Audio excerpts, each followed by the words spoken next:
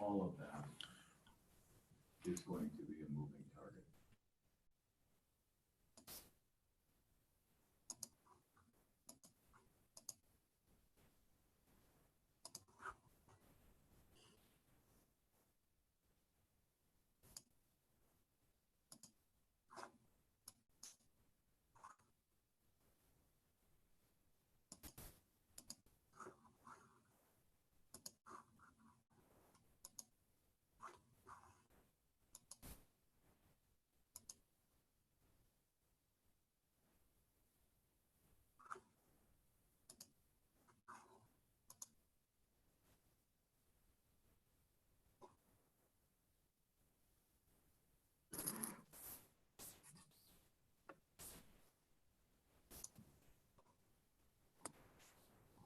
Mark, before he comes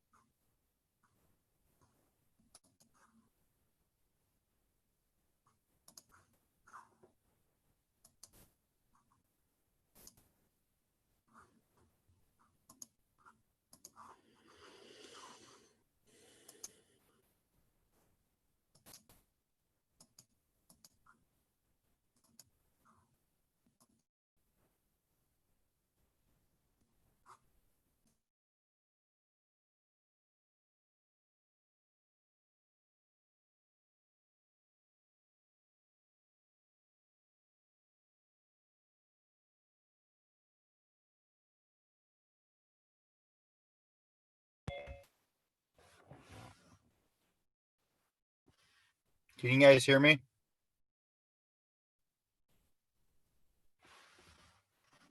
Yeah. Okay.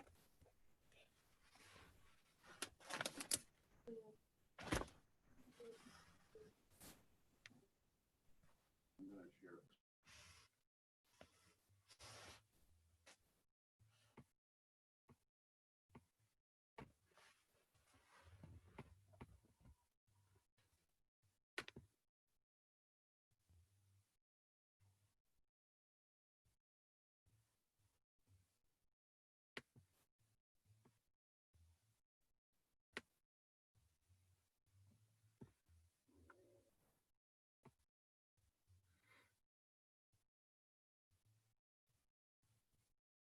Mark, we all gonna be here today? That's my understanding. Yeah. Okay. I was just telling these guys, Nikki is going to, I think Nikki is attending, and she's going to stop here.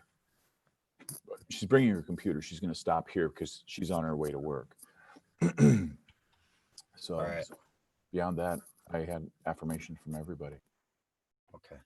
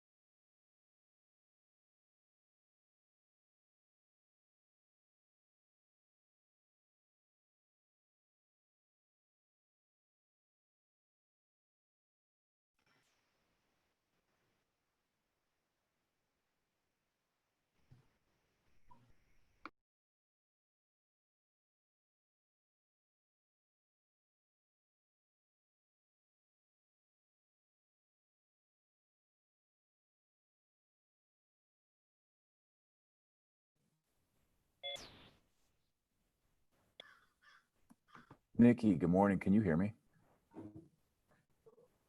I can. I thought you were going to stop by the office and join join the meeting from here. I was. That did not work out so well for me in mornings. Okay, gotcha.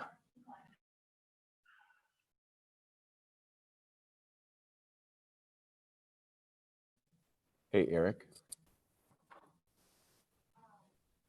Yep. I will have you do the roll call right off the bat. Okay. And I'll do like I did before. I'll hit you up first, so then you can go right to mute.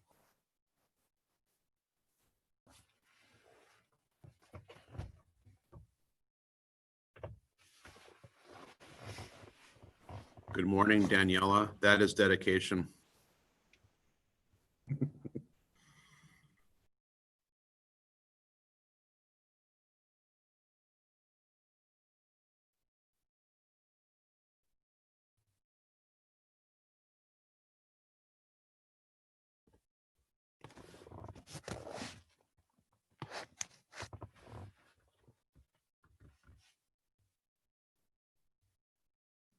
Hey, Eric. Yeah. Will you be sure and recognize Daniela while you're doing the roll call this morning? Yes, I see, and I heard her pop in. Perfect. Thank you. It is 7:30. I'm going to call the meeting to order. It is Monday. It's the 3rd of August. It's 7:30 in the morning. I want to thank all of you for being with us. We are the Owatonna School Board. It's a special meeting. I'm going to call the meeting to order and ask Eric to do the roll call. Thank you, Mark. So, Mark, I am here. Jolene, Aye. Nikki, Here. Christina, Here. Tim, Here. Lori, Here. and I myself am here, and Daniela, our student rep.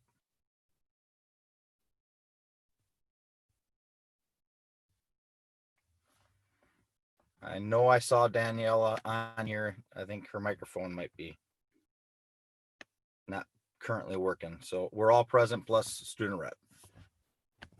We've got her. Perfect. Thank you very much. First item on our agenda would just be to do the Pledge of Allegiance. Would you all please rise and join me in the pledge? I pledge allegiance to the flag of the United States of America and to the republic for which it stands, one nation, under God, indivisible, with liberty and justice for all.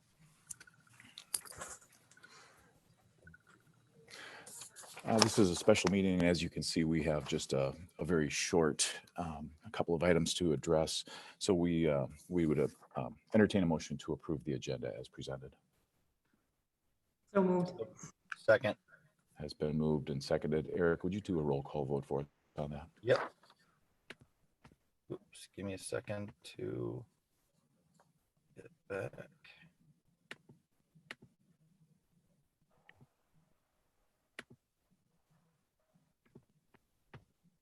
All right, Mark, Aye. Jolene, Aye. Nikki, Aye.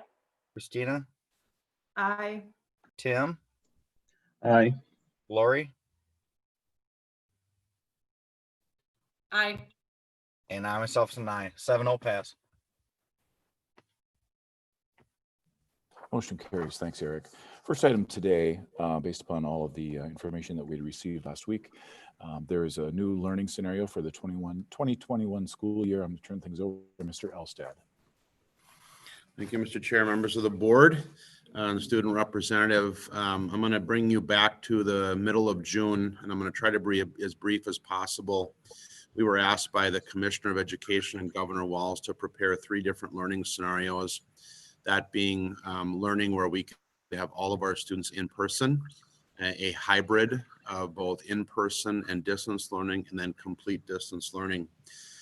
During this past 6 weeks, we've worked extremely hard. You should be proud of your district staff and how hard they work to prepare these scenarios for our district in considering multiple factors, including first and foremost, the safety of our students and staff, the rigor of learning, childcare, staffing, transportation, and those would probably be just the biggies that we can discuss. There are many, many nuances to the work that we have been doing and trying to prepare for this upcoming school year. I want to share with you, and I'm going to share my screen here just to give you a feel for some of the information that has been shared with us. And I did put this into an email this morning for you as well, so that you can have the supporting document. What we were provided, and I hope all can see at this point, what we were provided is the Safe Learning Plan that really highlights and calls out all of the different tools and decision-making tools that we have at our fingertips. And I want to walk through just a few things with you this morning as I scroll through this. And again, you are certainly willing, have this information to review it at a different time in more detail. One thing I want to call to your attention is the Safe Learning Plan goals. And this will be important because we've utilized these 5 goals to determine how we will start our year, but furthermore, how we lay out the 3 different learning scenarios. First of all, as I mentioned, we're prioritizing the safety of our students and staff. We are prioritizing in-person learning, especially for our elementary or younger learners. We are considering all of the infectious and transmission risk among all of our age groups, as well as the flexibility needed to do planning, knowing that we will be in different modes throughout different districts in the state. And then again, really becoming more in tune to the actual local level of disease prevalence. So as I scroll down within this, and again, you have this at your reference, just really to lay out kind of how we will be moving through this. Like I said, I won't spend a lot of time other than I want to just call out this. So one of the things that we have been given as a decision-making tool is how do we determine what is our safest learning model? And within this, we were given a formula, and I will share that formula with you in just a moment. But within this, we are going to be determining our learning model based upon what our local level of our prevalence of COVID is in Steele County. And so as we look at the different and various steps within this, we are going to be shared county data on a weekly basis. And what they're using is a 14-day rolling total. And then also within that, we use that data to really take a look at how will we evaluate our ability to implement what's been required as far as health practices.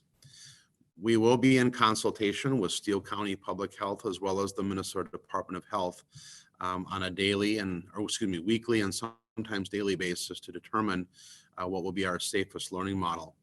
And then furthermore, we will make adjustments based upon that data as well as how it might impact it. I'm going to share one other screen here. This will become something that we will be referencing quite often during the school year.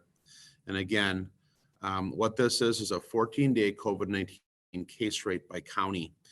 You'll note here that it was updated on the 30th of July. This will be updated every Thursday. However, we will be using a 14-day rolling total. What you will see is this Thursday, I believe it would be August 6th, you will see the most updated 14-day rolling total, as August 2nd was the next 14-day or 1 incubation period for COVID-19. What you'll see here at the very top is what the recommended policy options are based upon that 14-day case rate range. So if in our county per 14 days, per 10,000 people, if you were to see 0 to less than 10 cases, we would be all in person with every one of our students K-12.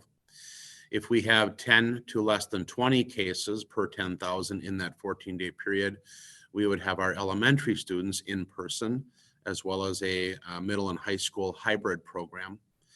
Again, and you can see how it graduates and all the way up to 50 or more cases in Steele County per that 14-day average would be put us into both distance learning as we were last spring. As I scroll down here, you can see, and I'll bring right up to Steele County so you can see where we're at right now. So if we were starting school today, if you go across, we're kind of in the middle of the screen there, and you can see what our 14-day average has been since the end of May. The last report on July 18th we had an average of 14.45 cases in a 14-day.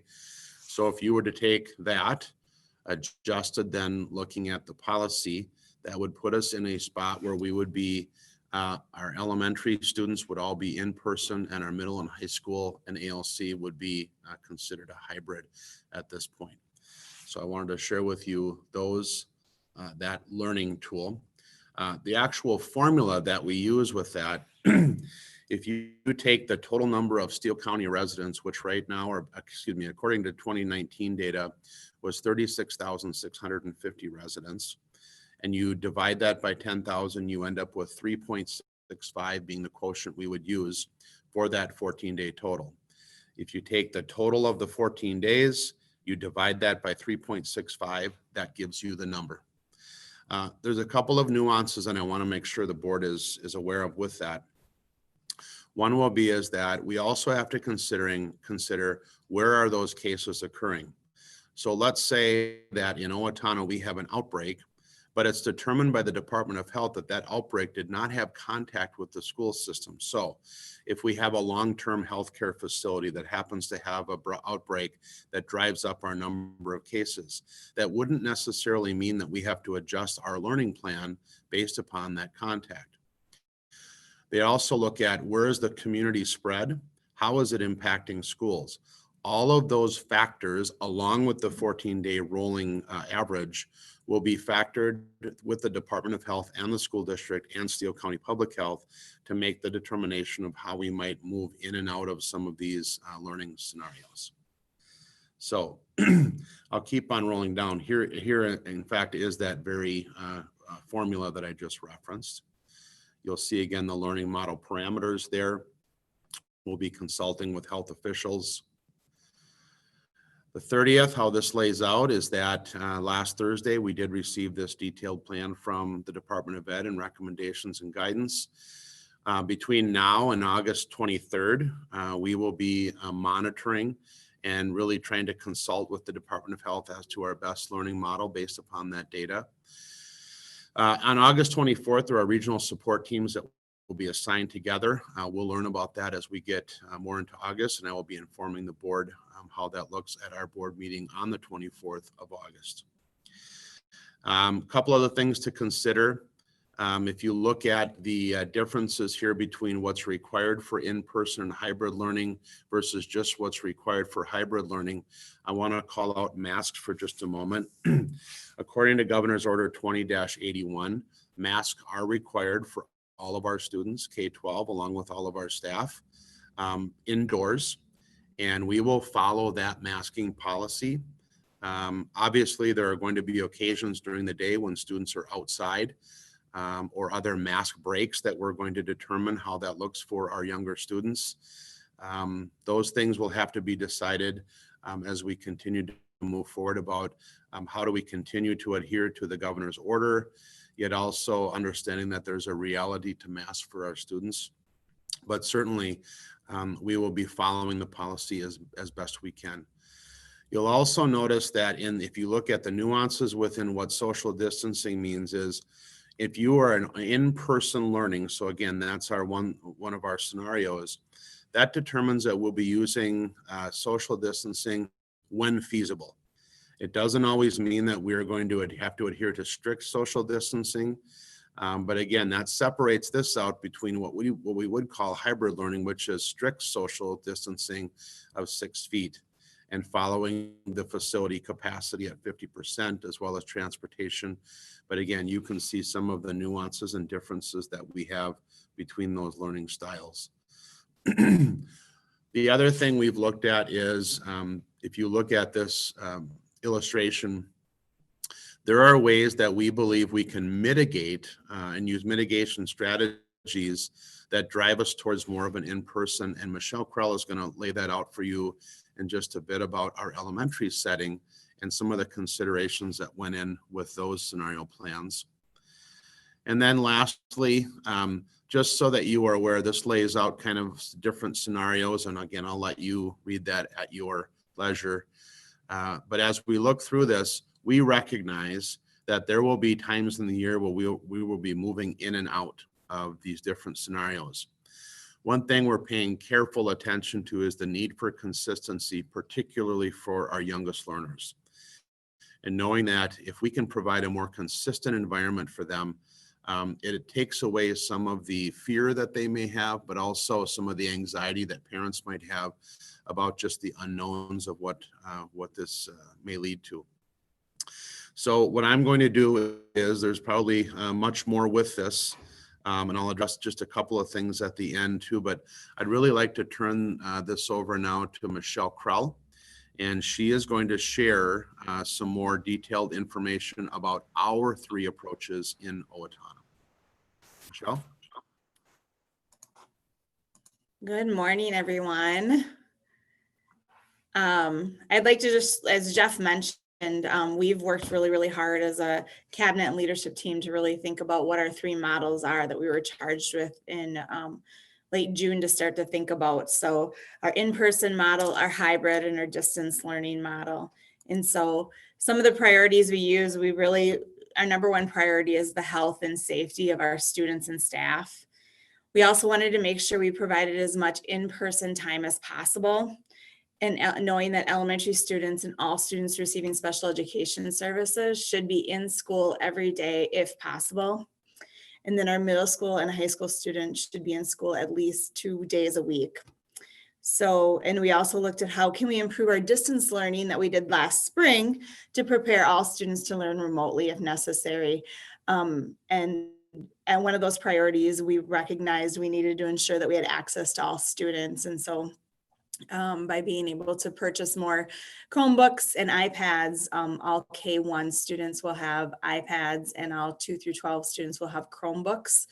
And so that will certainly help with the times where we may need to be distance learning or in a hybrid learning model for middle school, high school students. And then also to provide a full-time distance learning option for all students at all grade levels. And so those are the priorities we looked at as we started to go through the plan. So when we think about our in-person plan, as Jeff mentioned, that would be a modifications to our school day for social distancing when feasible. And then the scenario would be implemented if our numbers are really good in Steele County. So in an in-person plan, one of the things that we will be asking parents to do is to create a health to actually assess their students' health every single morning prior to coming to school. As Jeff mentioned, face masks were required by the governor's order, social distancing when feasible, additional cleaning of surfaces, hand sanitizing, looking at our lunchroom space, maybe expanding that, but being able to utilize our cafeterias though. We'll go with a no visitor volunteer policy with in-person, and we'll see that also with our hybrid model. And then no students sharing supplies, limited locker use, and no field trips. So that's our in-person plan. Our hybrid plan is a unique combination of distance learning and all-in plan. And so in our hybrid plan, that's a little bit more restrictive. So obviously we're going to continue to have our parents do a health screener before school starts. We'll have 6 feet strict social distancing, face masks, as you can see, additional cleaning of our surfaces, hand sanitizing. Our busing system gets a little bit more, we have to try to allow maybe just 2 students per seat or families sitting together. The busing is a logistical issue for us, and I'll talk a little bit more about that as we start to look at the models. We'll need to expand our lunchroom spaces to other areas, potentially having our elementary students eating in their classroom if we're in the hybrid model. No visitors and volunteers, no shared student supplies, no lockers, field trips, or large group gatherings. So when you think about the hybrid model, I wanted to start by talking about the elementary. We've done a lot of work around what would be the best plan, knowing that we want to prioritize our youngest learners because we know the impact that has on them not being in school. So when we started to look at the guidelines for the hybrid model, one of the guidelines is that we should be at 50% capacity in ensuring 6 feet social distancing. So we started to get a little creative with that and thinking about all the spaces within our elementary schools and knowing that we wanted to get our students in person as much as we can, if not every day. So we took a look at all the spaces.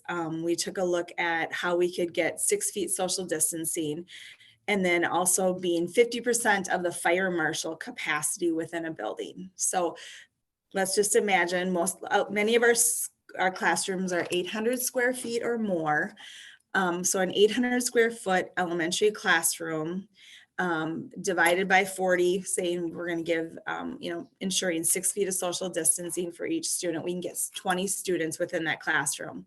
When we look at the fire marshal capacity of that room, it's at 44 students. And so 20 students and a teacher were able to adhere to the 6 feet social distancing. So then we started to look at all the spaces.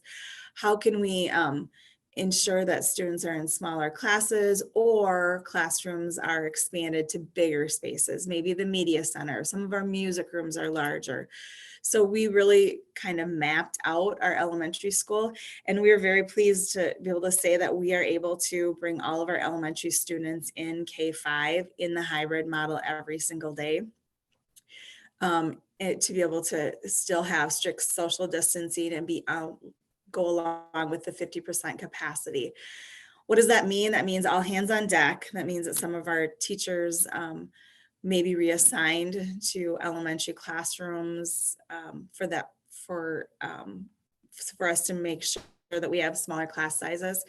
The other thing to note is, as I mentioned earlier, we will have some families that will choose to do distance learning for the first semester or longer. And so when we think about that alone will reduce our class sizes. We're fortunate in that our K2 class sizes and some of our third grade class sizes are all within that 20 to 22 range. And so imagining that maybe we have a few students in each of those classrooms that might choose distance learning for the entire semester, that reduces our class sizes right there. So I feel like that's going to work out. So one of the things we considered then, as we thought about the potential of moving in and out of different scenarios, as I said, we're going to more than likely right now, if we started school, as Jeff indicated, we would be in the in-person model. But then we may transition to the hybrid model eventually. So we really felt like it was important for us to ensure that we had consistency for our elementary students. And we weren't going from my classroom teachers, Mrs. Johnson, to start the school year out in the in-person model. And now to reduce class sizes, 5 kids from every classroom they're going to be moved to maybe Mrs. Smith's classroom or Mr. Smith's classroom.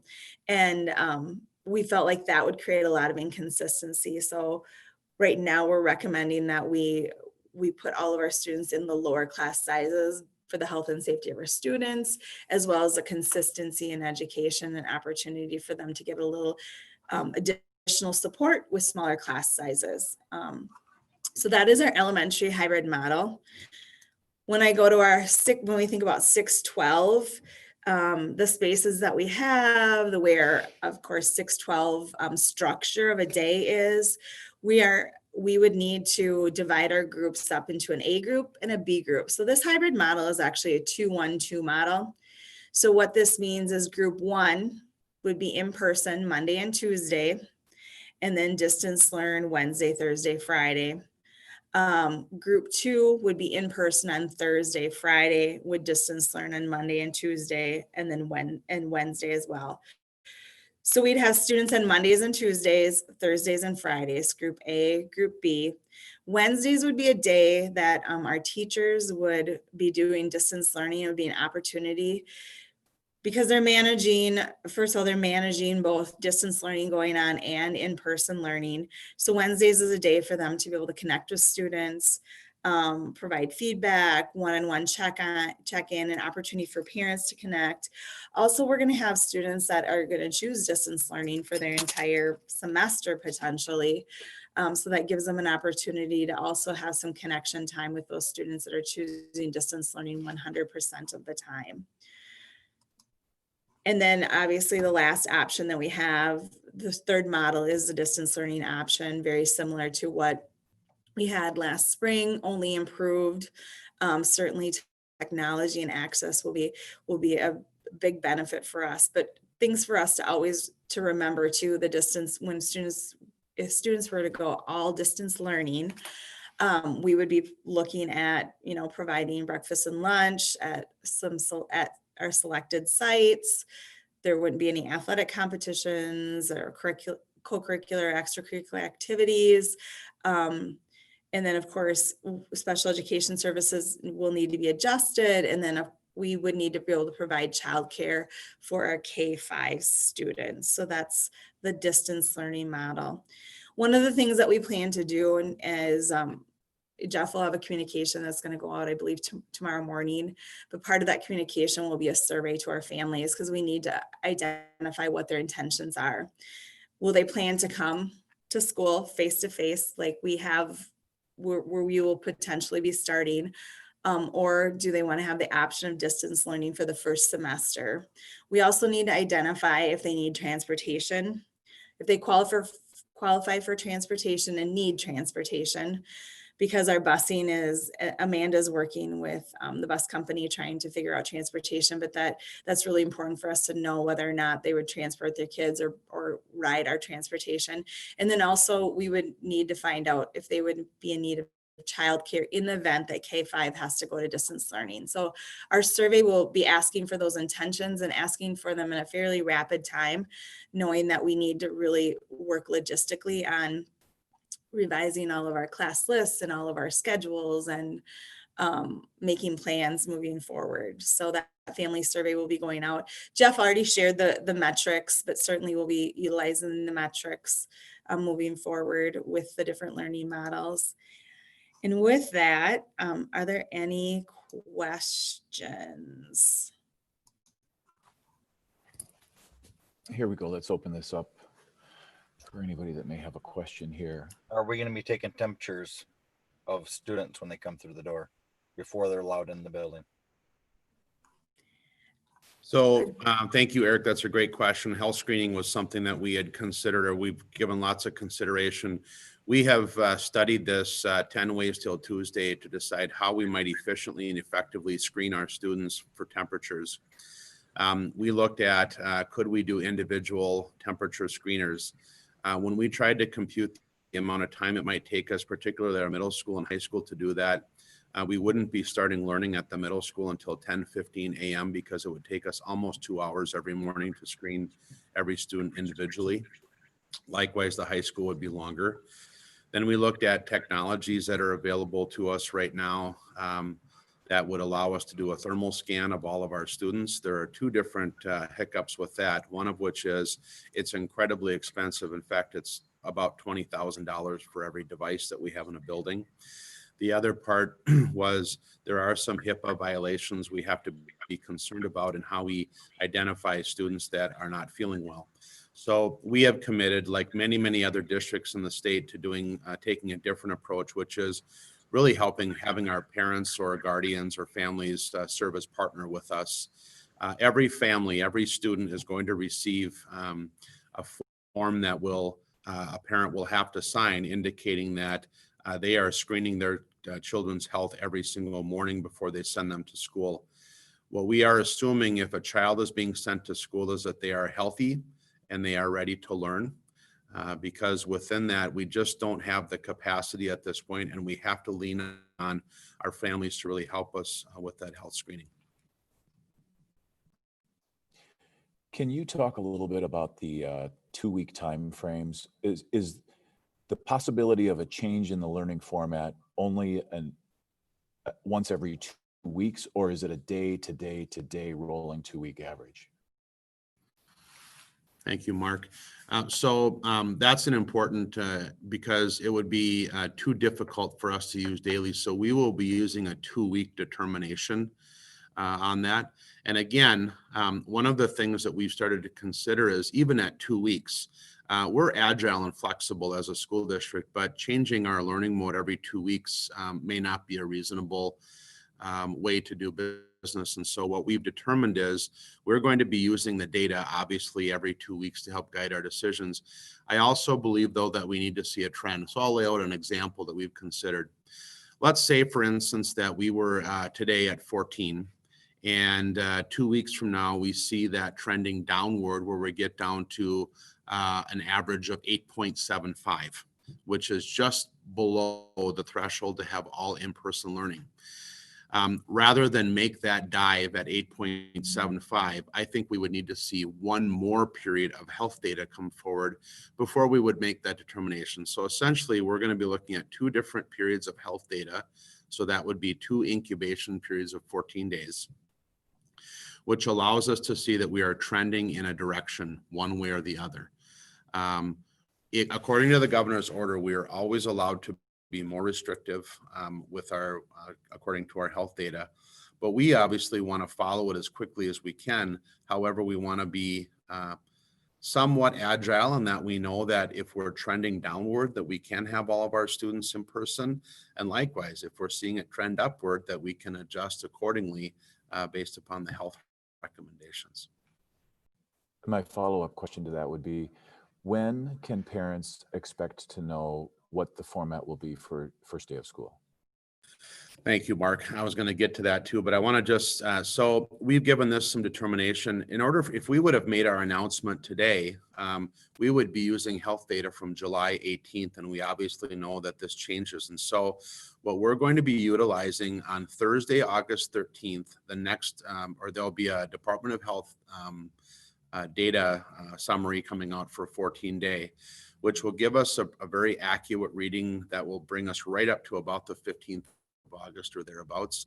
We are going to be communicating with parents on Monday, August 17th as to actually how we're finalizing our plan and getting started. Why aren't we waiting till a later date in August?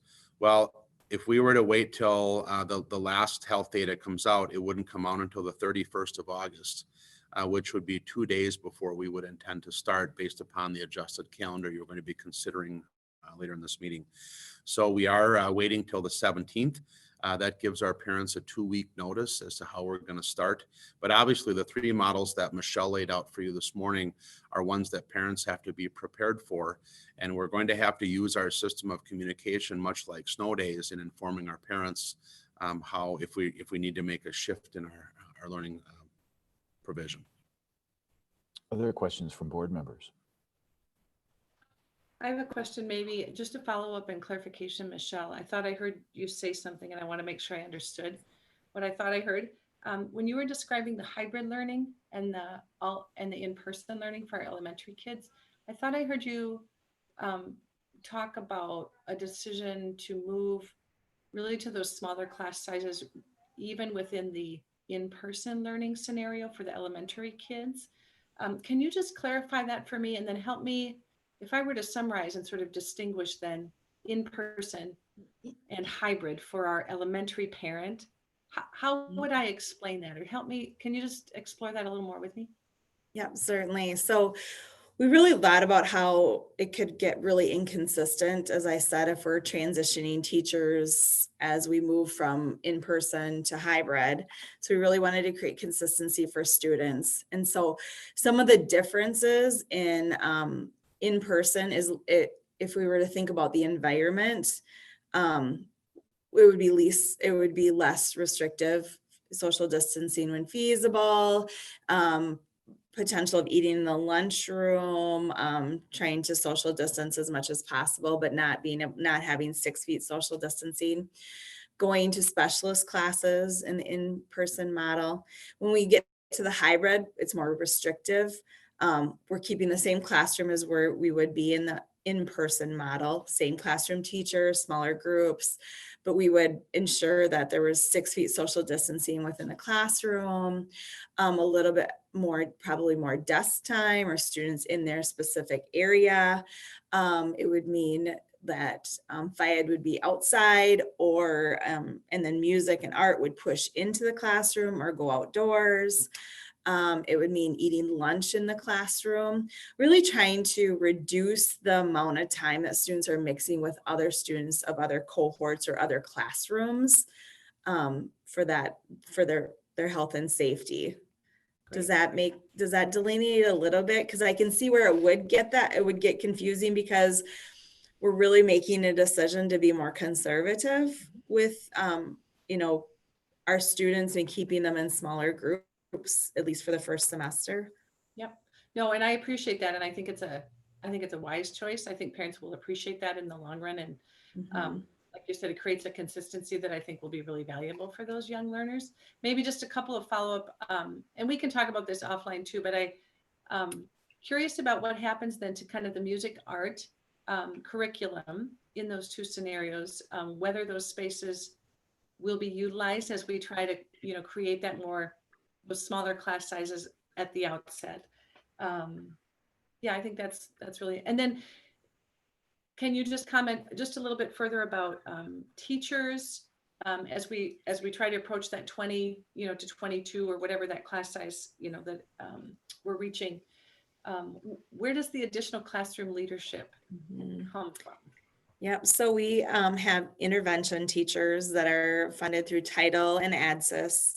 And what we would do is we would utilize those people as classroom teachers for this period of time. And so those would be the people that, and then we would be looking at all hands on deck. So if there's other people like our coaches or people like that could be potentially moving into classrooms. I think that we recognize the school year is going to be an all hands on deck kind of a year, and we're going to have to pitch in and do whatever we can to support our in-person learning as much as possible. And then as far as music and art, certainly students will still have specialists throughout both of the models. It just might mean the location of where the specialists will have class will change based on whether we're in person or in a hybrid model. The other thing I want to note too is we're looking, trying to run like the busing scenarios. And if we're running in, let's say we're running in a hybrid 6-12 and running in person in elementary, there's more restrictions with busing in the hybrid model for 6-12.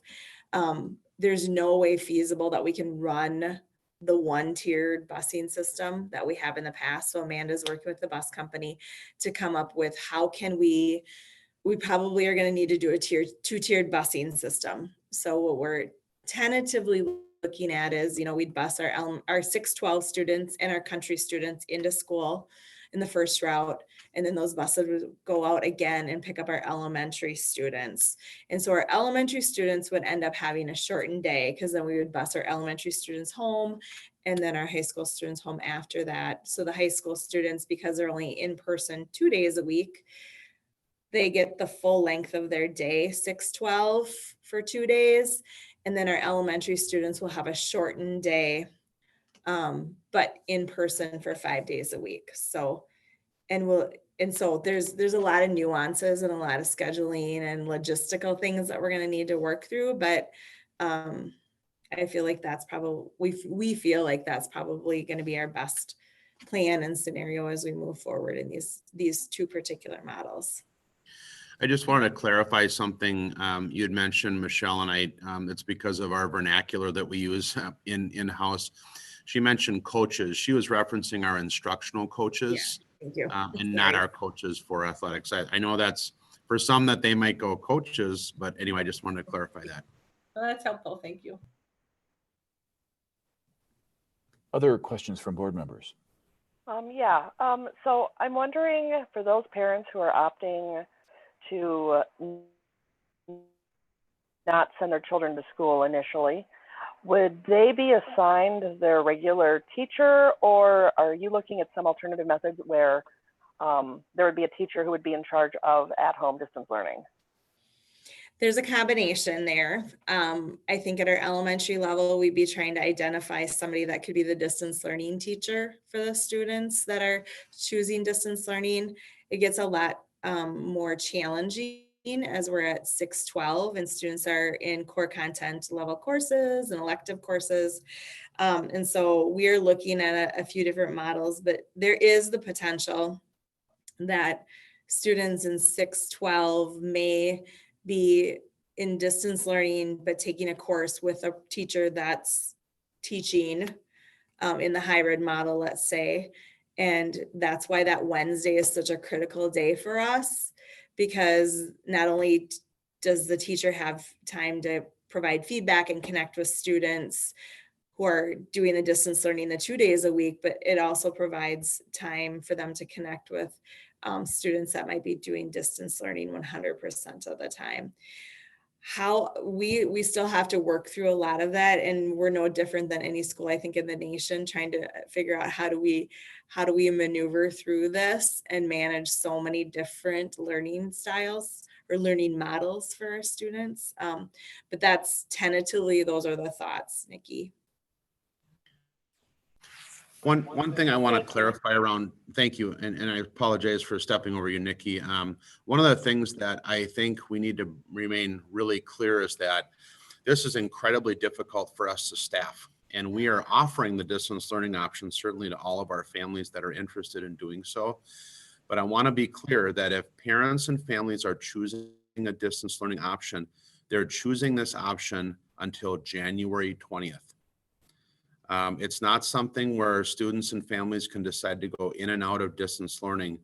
We have to set a parameter around this because we are staffing and we're reassigning staff. It would be too difficult for us to have a situation. And so if students are choosing, again, families are choosing this distance learning option, they will be choosing it from the start of school up until January 20th, which would be the beginning of second semester. When we reach, a time just at the end of first semester, we'll be reaching out to those families to determine whether or not they feel it's safe enough for their children to return again to the model that we're using in the district, or if they're wanting to continue with distance learning. So that's a piece of clarity, I think, that our families, and we will make sure that that is laid out clearly for them in our communication tomorrow.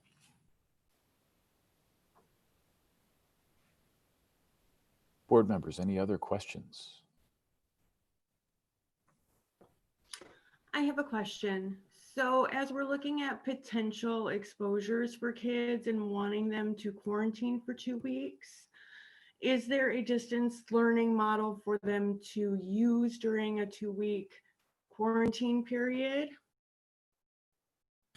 Yeah, that's a great question, Christina. And that's something that we're going to be really working closely with the Minnesota Department of Health as to the number of days and the contact that was there for quarantine.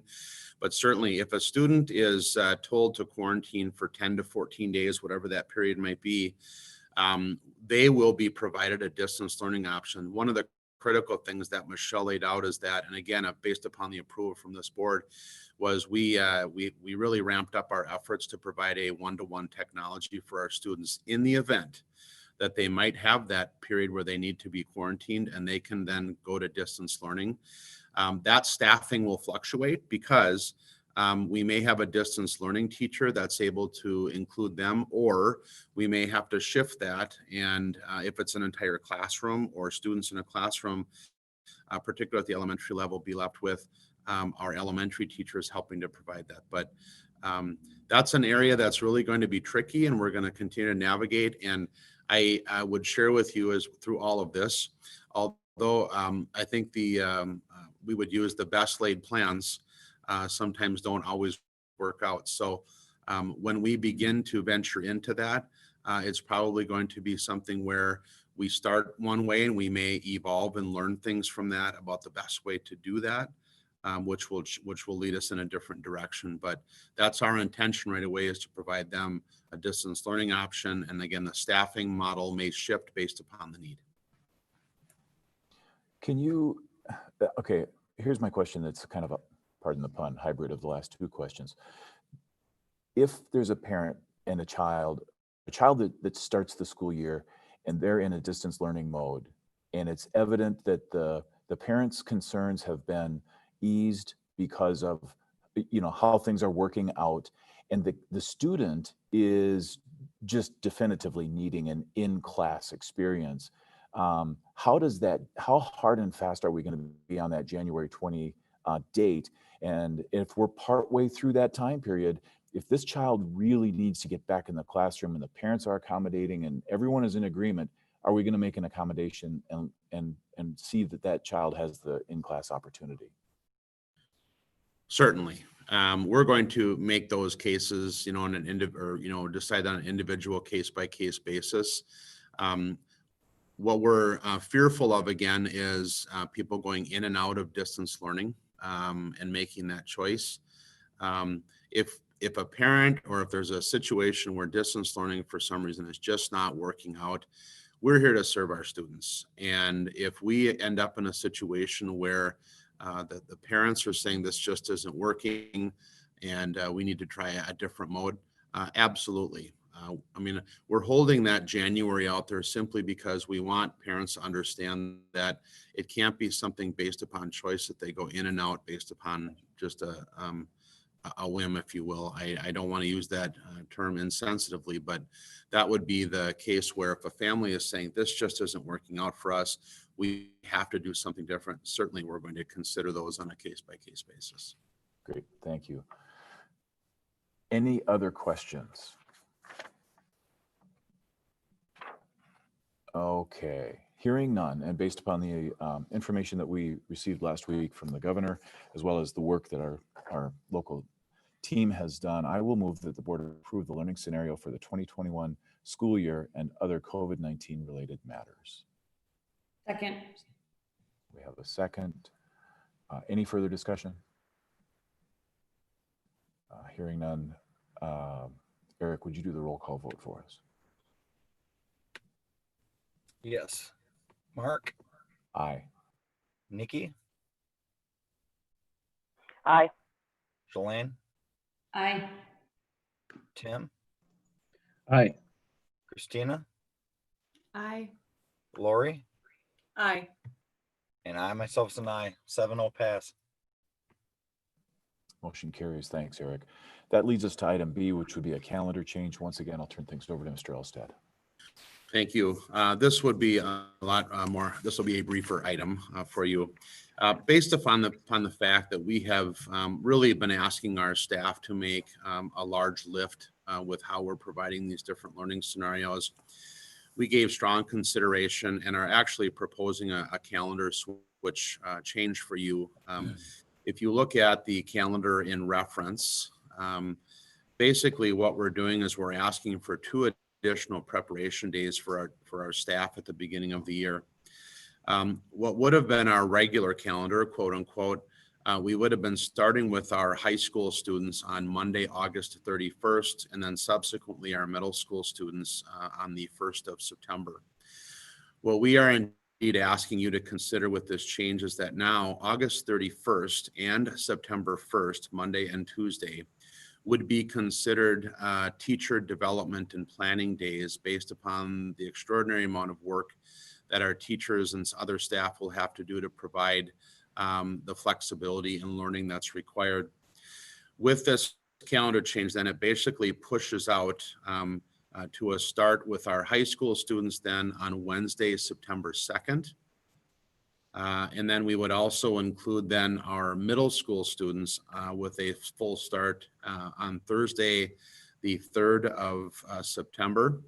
In the event that they are still in a hybrid, we are exploring the option of having our group 1 students then come on Wednesday the 2nd, and our group 2 students come on Thursday the 3rd. We would keep the Friday, September 4 and Monday, September 7th as non-student contact days. Obviously, the Monday being the Labor Day and holiday, and Friday being a non-contract day.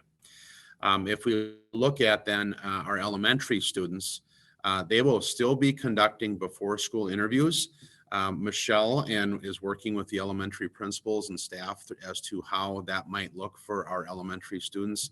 It's been an extraordinarily successful effort to do so. And so we want to continue that. We just have to figure out the safest mode to do that. They would be doing then those before school interviews starting on Thursday, August 27th. And then also conducting those on Wednesday, the 2nd of September and Thursday, the 3rd of September, with all of our students K-12 starting back on Tuesday, September 8th. There's one small little change, and this has been something we've always done. Kindergarten typically starts with half of their kids the first day, and then they include them on the 9th. So All in, if we're considering that, would be on Thursday, September 10th for our students. So again, what you're being asked to basically consider today is just that little revision that allows 2 additional planning days for our staff. At this point, I would entertain any questions that the board may have.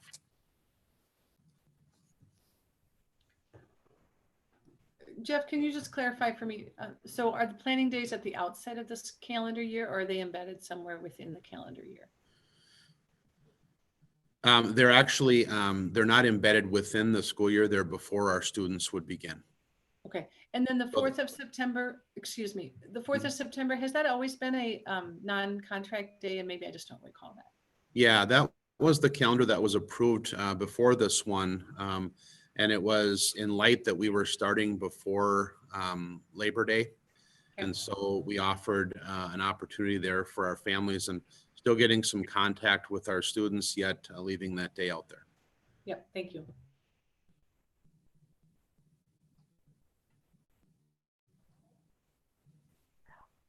I know initially we were talking about, if I recall last year, we discussed the fact that it was going from days, the number of days we had to be in school, and going to a number of hours. If the elementary school reduces the number of hours in school, would that then affect the calendar?